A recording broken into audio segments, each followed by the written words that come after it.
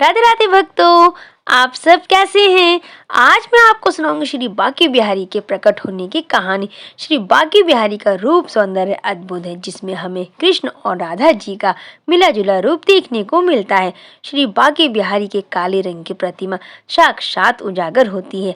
अद्भुत है श्री बांके बिहारी के प्रकट होने की कहानी। भक्तों, कहानी को पूरा अवश्य सुने, तभी तो आप जान पाएंगे हमारे श्री बांके बिहारी की अद्भुत लीला। भक्तों, जैसा कि हम जानते हैं कि वृंदावन में बांके बिहारी जी का विशाल मंदिर है, जहां देश विदेश से भक्त सिर्फ उनकी एक झलक पाने के लिए यहाँ आते हैं। मार्गशीर्ष माह की पंचम तिथि को बांके बिहारी यहाँ प्रकट हुए थे। यह मंदिर पुराने शहर में स्थित है। श्री बांके बिहारी मंदिर का निर्माण स्वामी हरिदास के वंशजों के सामूहिक प्रयासों से हुआ था। मंदिर में बांके बिहारी की काले रंग की प्रतिमा स्थापित है। इस प्रतिमा में कृष्ण और राधा का मिला जुला रूप समाया हुआ है, जिसके पीछे एक कथा है। तो भक्तों, कथा कुछ इस प्रकार है। स्वामी हरिदास भगवान श्री कृष्ण को अपना आराध्य मानते थे।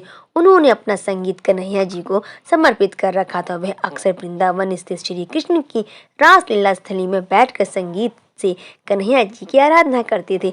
माना जाता है कि जब श्री स्वामी हरिदास श्री कृष्ण जी की भक्ति में लीन होते थे तो श्री कृष्ण उन्हें दर्शन देते थे। एक दिन स्वामी हरिदास के शिष्य ने कहा कि बाकी लोग भी राधे कृष्ण के दर्शन करना चाहते हैं। उनकी भावनाओं को ध्यान रखकर स्वामी हरिदास भजन गाने लगे। जब श्री कृष्ण और राधा ने उन्हें दर्शन दिए तो उन्होंने भक्तों की इच्छा उनसे जाहिर की। तब राधा कृष्ण ने उसी रूप में उनके पास ठहरने की बात कही। इस पर हरिदास ने कहा कि कान्हा, मैं तो संत हूँ, तुम्हें तो मैं कैसे भी रख लूंगा, लेकिन राधा रानी, उनके लिए मैं रोज नए आभूषण और वस्त्र कहाँ से लाऊंगा। भक्त की बात सुनकर श्री कृष्ण मुस्कुराए और इसके बाद राधा और कृष्ण की युगल जोड़ी एकाकार होकर एक विग्रह के रूप में प्रकट हुई। कृष्ण राधा के इस रूप को स्वामी हरिदास ने बांके बिहारी का नाम दिया। ध्रुपद के जनक स्वामी हरिदास का जन्म विक्रम संवत 1535 में भाद्रपद शुक्ल पक्ष की अष्टमी को हुआ था। पिता आशुधीर, माता गंगा देवी के साथ अपने उपास्य राधा माधव की प्रेरणा से अनेक तीर्थ यात्रा करने के बाद अलीगढ़ के कौल स्थित हरिदासपुर गांव में बस गए।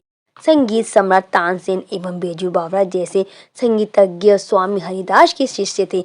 संवत 1627 में एक बार अकबर बादशाह की तानसेन की प्रेरणा से वृंदावन आए थे। तानसेन उन्हें स्वामी जी के पास ले गए, किंतु वे जानते थे स्वामी जी अपने मन से गाते हैं, किसी को सुनाने के लिए नहीं।